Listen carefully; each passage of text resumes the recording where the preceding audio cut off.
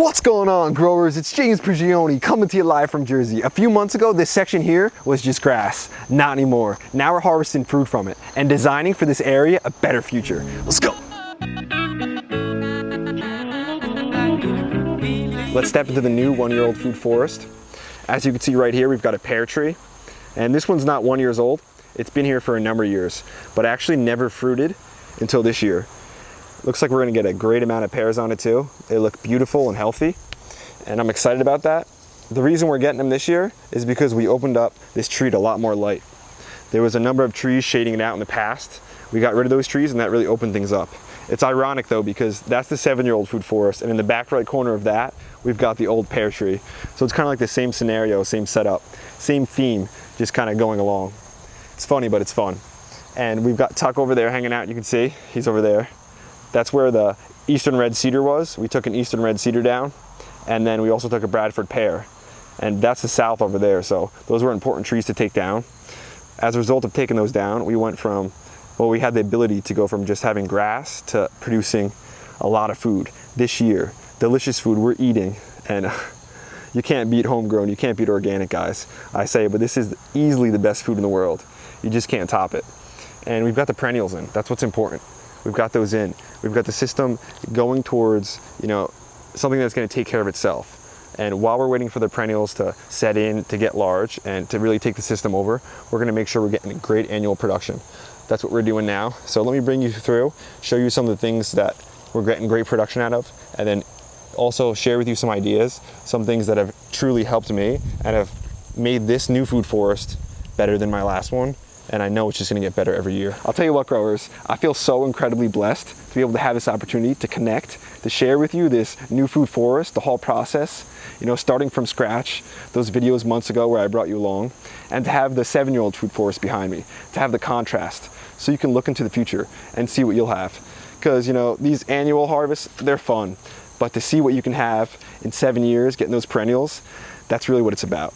And one of the reasons I love sharing this stuff with you is because I've told you years ago, before I started that, I felt lost. Like I didn't have any real skills. And I wanted to start taking back control of my own life, my own health. And gardening gave that to me. Growing a food forest just opened up a passion in me that I never knew I had. So I want to be able to share this with you guys, so hopefully I can awaken a seed within you and get you growing. A number of you asked in the comments what we're doing in this section here, why we weren't growing anything. This is what I wanted to actually save this spot for a lot of my fall stuff. I never do a good job of ripping out things that are growing in the summer and planting for the fall.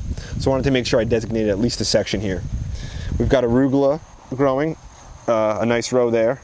Then we've got radishes, and I've got lettuce between those two. You can see some of the lettuce coming up over there. And I've also got the next year's cucumbers planted. Well, actually I didn't do anything. Tuck got the next year cucumber planted, as you can see. We still have so many cucumbers we're harvesting, and they're everywhere. And this is one section here. It's got to be at least 5 or 6, and then you look down and there's more. So it's so much fun, guys. I love having bumper crops. This year it was cucumbers, last year it was tomatoes, and like I said before, insane with the peppers this year too. Let's look at some of the perennials though. We've got a pear tree here. This is an Asian variety. I love the Asian pears, and as you guys know, pears excel around here.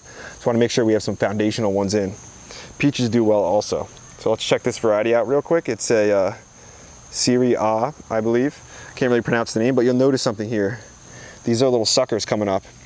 Right here is where the tree is grafted. This is a grafted tree and a semi-dwarf rootstock. I haven't seen many pears. I don't think they do pears on dwarf rootstock, so this is the semi-dwarf. And as you can see, these are actually sprouting out underneath the graft union. So we don't want that. We want to make sure we pull those out. When you're planting your fruit trees, you want to make sure you're not burying this graft union. That's very important. And then under the pear tree, we've got some milkweed. I hear it can be a little invasive, but we like it to draw in the monarchs. We love having the different kinds of butterflies and pollinators in here. As you can see, the strawberries are doing fantastic. And we should get a really nice harvest from each 3 rows of strawberries that we put in. We planted some new green beans also, flowering and doing well. And I'm sure we'll get some production out of those. I'm happy getting late green beans. And some of the pole beans are gonna try to actually strangle some of the basil, but that's all good. It's having fun. Some of this basil I need to come through and cut back just a little bit, continue to cut the flowering heads off so it continues to produce. You can see the size of this basil. It's a monster. If you grow basil right, you continue to keep topping the heads and everything, you can get huge basil like this. I mean, how many of these plants do you actually need if you want to make pesto? So, a lot of fun. But there's one thing, we've got a little critter sneaking in here. I mentioned it a couple days ago because he ate a lot of my zucchini and stuff, but now he's going for some of my tomatoes, which isn't cool. So I'm gonna have to find out how he's getting in here. I have the whole property, all the chain link fence. At the bottom of it, I've got chicken wire, so to keep everything out. There just must be a section where he's sneaking under it. I'm gonna have to find it and keep that critter out of here. We've got a lot of stuff to share, but I wanna make sure I'm eating it too. And the peppers, like I just said, doing fantastic. Let me show you another peach tree in the back. This is the Betty peach, and a disease-resistant variety. So important. This one's leaf curl resistant. We're in New Jersey, high humidity. You don't want to have to deal with leaf curl if you got a peach tree. One of the reasons I think I love food forestry so much is because it's always changing. It's never the same. From season to season, and especially from year to year, you know, your annuals get shaded, they go down a little bit. Your perennials come through, they start fruiting, and finding new things to put into the food forest every single year, new plants. And if there's something you think I've missed, guys, throughout the whole property, let me know. I want to grow it. I love the rare stuff. I think that's so much fun. The more variety, the more fun. Anything that gets me passionate and excited to get out there, I want to grow it.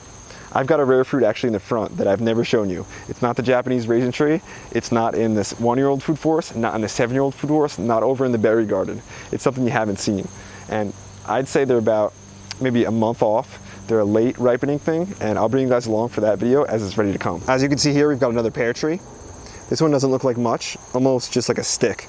That's all it looked like when we put it in, especially from bare root. But that's what we like, bare root trees, good ones. Get the right varieties the first time. And we don't water those trees much at all. We water it when we put it in, but then we get that thick mulch down. We don't want to be here constantly just sitting watering our trees. If you're just sprinkling your trees at the base every single day and not getting heavy deep waterings or letting your roots go search for water, then in my opinion, what you're going to do is just kind of cause a tree that's addicted to getting watered.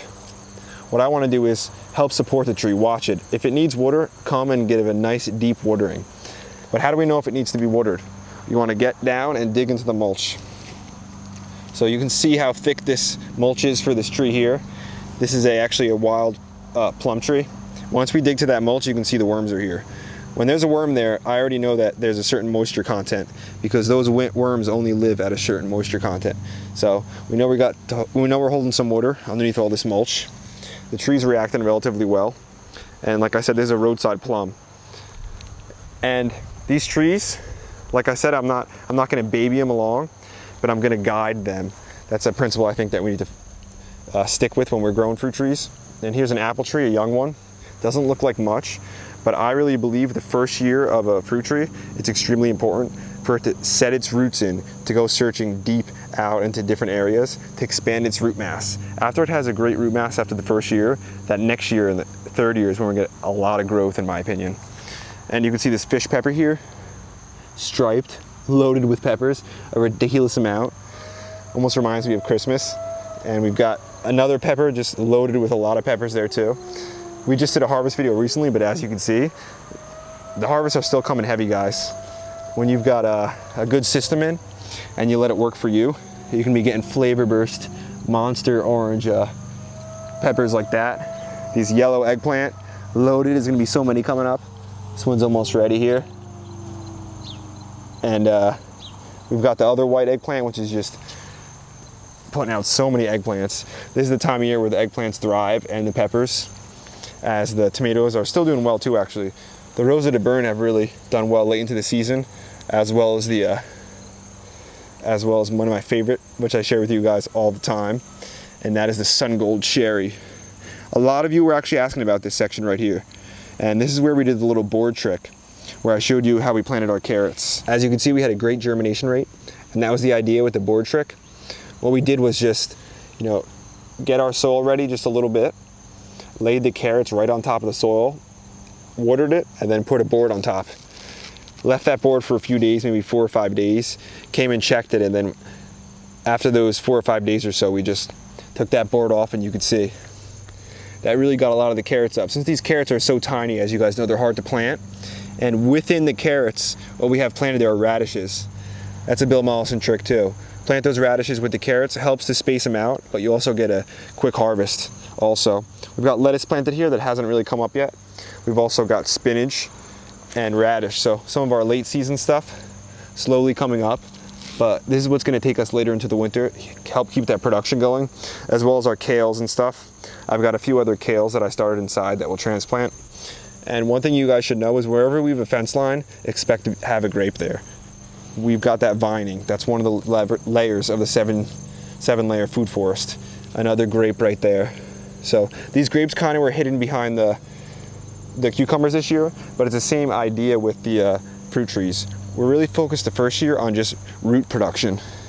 Here's a beautiful eggplant here. You guys will be blown away how much of that grape I'm going to cut off this year. I'm basically going to cut that thing back down to about 2 buds, 3 buds, and just let the roots take over. It's all about building those healthy roots. That's what's going to support the vine. As you can see here, we've got some spiders washing on the eggplant, predating, keeping our garden safe. That's what happens when you got nature working for you. It's a good feeling. And that grapevine, it can't produce fruit if it doesn't have a healthy root system. It can't have healthy vines, and those vines can't abide in those branches unless that vine is healthy. And with a healthy vine, you can produce healthy branches, and that'll produce healthy fruit for you guys. That's what it's about. You'll know the health of the vine by the fruit. It'll reveal it. And let me take you over to some of the other stuff. We've got some beautiful peppers. Check it. Oh man, the colors. I mean, no one does it like nature does, in my opinion. I think someone said it on our video, candy wishes that they tasted this good or it looks this good. You can't copy it. Another peach tree we've got here. And there's a number of fruit trees. I didn't show all of them. I didn't show close to all of them. There's got to be about 15 or so in this section. And here's another peach tree that is another disease-resistant variety. That is the frost peach, a relatively common disease-resistant peach. Here we've got a different one over here. You can see this one is excelling beautifully. This is a nice section. Some trees in some locations, sometimes you just get it right. This one looks like it's going to be a quick producer for us, and it looks like it's going to be an excellent tree in the future. Happy to see that. And this variety is the Avalon Pride. One little silly thing we don't want to forget to do is loosen these up. We don't want to be suffocating that tree, these tags here. And over here we still got some tomatoes and stuff producing, and also some peppers. Look at this. Beautiful color on these peppers. These ones are a little smaller than the ones in the other food forest. Must be a different purple variety. I planted a number of different purple peppers this year. Some black ones like the Zulu. Really cool stuff. And again, this is the kale that'll take us into the winter. Then over there where I just was, there's a peach tree, a Lovell, doing excellent.